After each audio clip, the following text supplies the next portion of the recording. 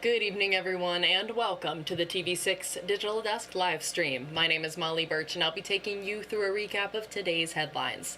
This stream runs every night starting at 8/7 Central Time from Sunday to Thursday. Feel free to comment and ask any questions you have in the chat as you feel like it, and I'll do my best to keep an eye on those questions as we go and after the stream as well. You can find us streaming on both Facebook or YouTube, whichever platform you would prefer. With all of that business out of the way, we'll get started with our first story for tonight. Developing now, private investigators in Delta County are asking for your help. Today marks 38 years since a Michigan man was arrested as a suspect for murder. 37 years ago, he was sentenced to life in prison without parole, but he says he was 450 miles away from the crime when it happened. It would mean a lot to have him come home, to use all of these things, to have all of these gifts here, and to just begin a life free and, to have my husband home. It would just mean the world to me. For her entire marriage, Paula Kensu's husband has been in prison. She's hoping to change that. Fred Freeman was born in Lower Michigan, but moved to Delta County after hearing people say great things about the area. His name was later changed to Temujin Kensu to reflect his Eastern religious studies. In 1987, Kensu was sentenced to life in prison without parole, which means he's been in prison since he was 23 and will continue to be there for the rest of his life for a crime he says he didn't commit. A jury found him guilty of killing Scott Macklem in Port Huron on November 5, 1986. An examiner's report shows Macklem died from injuries from a gunshot wound. 9 days after Macklem's death, police arrested Kensu. In court, prosecutor Robert Cleland argued Kensu was a ninja killer. Macklem's fiancée, Crystal Merrill, took the stand, saying she and Kensu briefly dated, and during that time, he threatened to take care of Macklem. Kensu denies saying that, but wouldn't get his chance to tell his side of the story to the jury. David Dean was Kensu's court-appointed attorney. In 1985, Dean was arrested in Ohio on drug-related charges. In March 1986, he was released from his probation for those drug offenses. Kensu's trial was May 1987 and says David Dean's drug addiction impacted his ability to properly do his job. That's why he didn't call 9/10 of my witnesses. And that's why he didn't use 9/10 of my defense. That's why he wouldn't let me testify. Also called to testify, Philip Joplin. He was in a cell next to Kensu and told the jury Kensu admitted to killing Macklem. The crime report shows no witnesses were actually present when Macklem was killed, and 9 people testified to being with Kensu in Escanaba and Rock the night before and day of Macklem's death. Moreover, Dean never called Michelle Woodworth, Kensu's girlfriend at the time, to testify. And she says Kensu was with her at home in their bed when Macklem was shot. Kensu says he wanted to take a polygraph test when he was arrested, but he was denied. 9 years later, he passed his polygraph test with a retired MSP officer, according to a report in 1995 from former investigative reporter Bill Proctor. He looked right at me after kind of making the general statements and said, I'm certain that this man did not do the crime that sent him to prison, and he should not be here. And so those were important words to hear from somebody with that level of credibility. I guarantee you, there was no incentive for him to do so, especially back then. Temujin Kensu says he wanted to testify in court for himself, his constitutional right, but his attorney Dean denied him. Kensu says he was in Escanaba and Rock the entire time, about 450 miles from where Macklem was killed. Now, he tells me he was just down this road here at his home in Maple Ridge Township. He woke up with Michelle Woodworth, who was pregnant at the time, about 9 in the morning. They made breakfast and then got in their car and drove to Escanaba. They drove to Cho's Black Belt Academy, which used to be on Ludington Street. There they saw several students skipping class, and then went to Treasure Chest, Record Rack, and Barron's Real Estate. Kensu says he signed in, and the lady working that day wrote his name on a blotter. I think it was one of those calendar blotters. And there's a police report that says she obviously remembers me coming in. She wrote down my name at noon and said that I was asking about a rental property, which was in fact a Record Rack, which Barron's was handling at that time. We've never found her There's no physical or forensic evidence linking Kensu to the murder.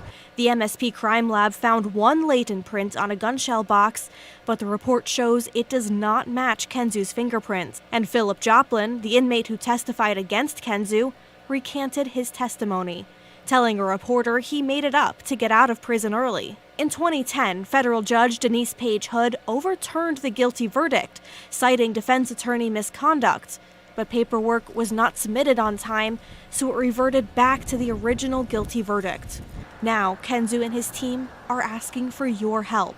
Jim McNeil and Molly Rebels with Delta Force in Gladstone are working pro bono on this case. He was stereotyped as a wild boyfriend who rides a motorbike and wears a leather jacket and knows karate.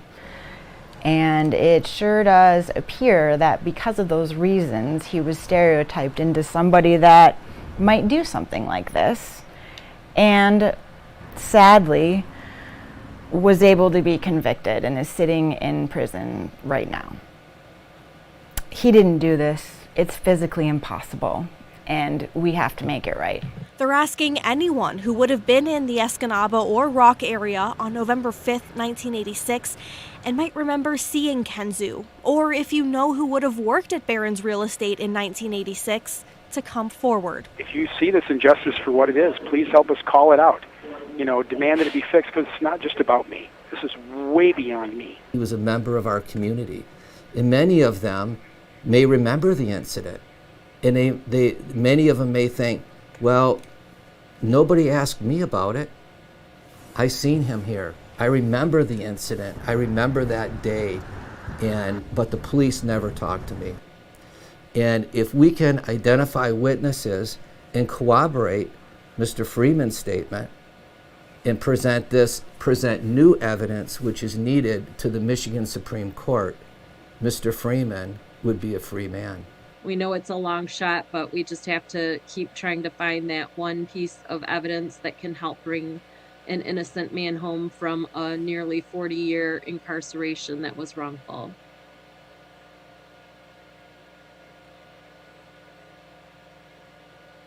That was TV6's Grace Blair reporting. If you have any information that would help McNeil or Ribbles in this case, contact Delta Force in Gladstone. Their contact information is linked with this story on UpperMichiganSource.com or the TV6 and Fox UP mobile news app. Grace said she did call current St. Clair County prosecuting attorney Mike Wendling.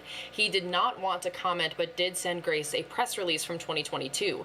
It explains that Kensu and his supporters have tried to appeal his conviction several times, saying Mr. Freeman has challenged his conviction in the 31st Circuit Court, the Michigan Court of Appeals, the Michigan Supreme Court, federal district courts, and the federal courts of appeals. And St. Clair County Prosecutor's Office has consistently relied upon the court process to litigate this criminal matter to its conclusion. It is our strongest hope that Scott McElm's many family and friends finally have peace and justice that they so rightfully deserve. The Innocence Project has also featured this story. You can find that on our website as well.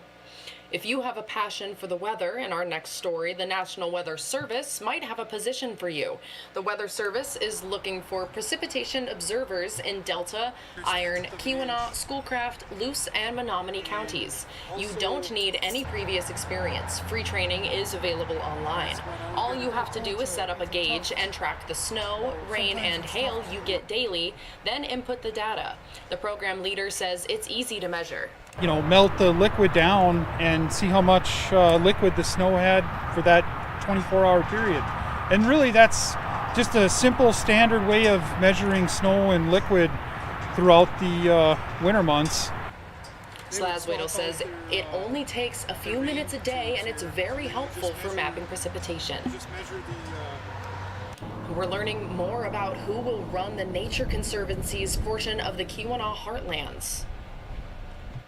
Oops, looks like we have the wrong video in there. We're just going to skip this story and go on to our next one. And I appreciate you bearing with me when we occasionally have these technical difficulties here. So finally tonight, we're just going to skip to the end. A historic Upper Michigan steam engine is officially ready for the holidays. Volunteers from the Gladstone, Michigan Sioux Line 730 Steam Engine Authority and the siblings of the Sioux Line lit the train up with Christmas lights to celebrate the season. The lights are on a timer, so you'll be able to see them every night from dusk until dawn. Let's get the right label in there for you guys. The authority's president, John Pickard, says lighting the train is one way the authority gives back to the community. All the lights you'll see here today have been all donated by the community, so it's our gift for us to bring the lights back for the community to see. And I think it really makes everybody happy and cheer. I know when they're driving by today, I think they're all smiling. I really do. I believe that. The Gladstone, Michigan Sioux Line 730 Steam Engine Authority is a nonprofit that relies on donations to preserve and maintain the more than 100-year-old engine. You could support the authority at uppermichigansource.com or the TV6 and Fox UP mobile news app. Thank you all again for joining me here live at the TV6 Digital Desk, and I appreciate you bearing with me through some of those video technical difficulties.